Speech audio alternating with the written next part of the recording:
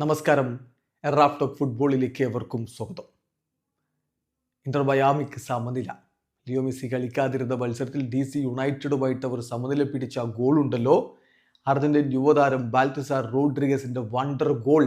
Corner കിക്കിൽ നിന്ന് വന്ന പന്ത് പെനാൽറ്റി ബോക്സിന് പുറത്തു നിന്ന് അയാൾ ഒരു പെടപെടച്ചു. അത് DC യുണൈറ്റഡിന്റെ വലയിലേക്ക് തുളച്ചു കയറുന്ന കാഴ്ച അതിമനോഹരമായിരുന്നു. അങ്ങനെ വണ്ടർ ഗോൾ അർജന്റീൻ യുവതാരം നേടിയ മത്സരം 1-1 സമനിലയിലാണ് ഇപ്പോൾ മയാമി പിരിഞ്ഞിരിക്കുന്നത്. DC യുണൈറ്റഡിന്റെ ഗോൾ ഹോപ്കിൻസിന്റെ വകയായിരുന്നു. മയാമിയുടെ ഇതേ മത്സരം അവരുടെ മുന്നേറ്റങ്ങൾ നയിച്ചുകൊണ്ട് അലന്റെയും പിക്കോൾട്ടും അലനും ഒക്കെയാണ് ആദ്യ 11-ൽ ഉണ്ടായിരുന്നത്.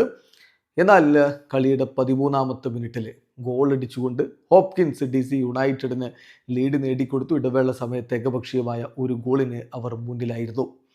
രണ്ടാം പകുതിയിൽ മാറ്റങ്ങൾ വരുത്തി കോച്ച് ഹാവിർ മഷറാനോ റൂയിസിനെ പിൻവലിച്ച് ബാൽത്തസാർ റോഡ്രിഗസിനെ കളിക്കളത്തിലേക്ക് വിട്ടു. ലുയാനെ പിൻവലിച്ച് ബുസ്കറ്റ്സ് കളിക്കളത്തിലേക്ക് വന്നു.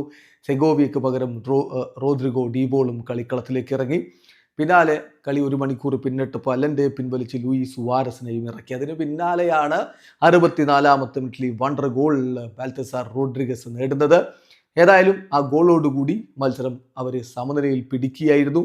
MLS ഈസ്റ്റേൺ കോൺഫറൻസിൽ ഇന്റർ മയാമി ഇപ്പോൾ 25 കളികളിൽ നിന്ന് 46 പോയിന്റോടെ 5-ാം സ്ഥാനത്താണ്. വീഡിയോ അവസാനിക്കുന്ന. ഫുട്ബോൾ ലോകത്ത് കൂടുതൽ വിശേഷങ്ങളുമായി റാഫ് ടോക്സ് എത്താം.